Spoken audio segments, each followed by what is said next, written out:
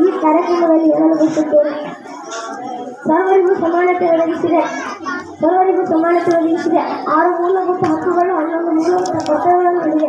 ಭಾರತ ಸಂವಿಧಾನವನ್ನು ರಚಿಸುವುದಕ್ಕೆ doctor B R Ambedkar ಹಾಗೂ ಭಾರತದ ಬೇರೆ ಮಹಾನ್ ವ್ಯಕ್ತಿಗಳು ಸೇರಿ ಬೇರೆ ದೇಶಗಳಿಗೆ ಭೇಟಿಯಾಗಿ ಅಲ್ಲಿರುವ ಸಂವಿಧಾನವನ್ನು ಹಾಗೂ ಜನಾಂಗವನ್ನು ನೋಡಿ ಒಂದು ಪುಸ್ತಕದಲ್ಲಿ ನಮ್ಮ ಭಾರತ ಸಂವಿಧಾನವನ್ನು ರಚಿಸಿದರು. ಅಲ್ಲಿಂದ ನಮ್ಮ ಭಾರತ ದೇಶದಲ್ಲಿ ಸಂವಿಧಾನ ಹುಟ್ಟಿತು. ಆಗ ಸಂವಿಧಾನದಲ್ಲಿ 290 ಸದಸ್ಯರು ನೇಮಕವಾಗಿದ್ದರು. ಆಗ doctor B R Ambedkar Bharata ಸಂವಿಧಾನದ ಕರಡು ಸಮಿತಿಯ ಅಧ್ಯಕ್ಷರಾಗಿದ್ದರು.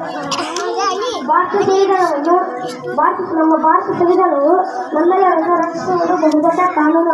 ಭಾರತ ಸಂವಿಧಾನ ಎಲ್ಲ ದೇಶಗಳಿಗೆ ದೊಡ್ಡದು.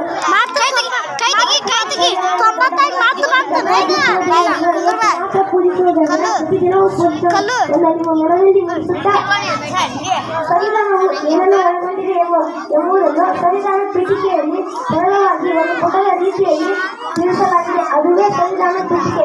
ಇದನ್ನು ಸಂವಿಧಾನದ ಹೃದಯಗೊಂಡಿರುತ್ತೇನೆ. ಭಾರತ ಸಂವಿಧಾನ ಎಂದು ಹೇಳುತ್ತಾ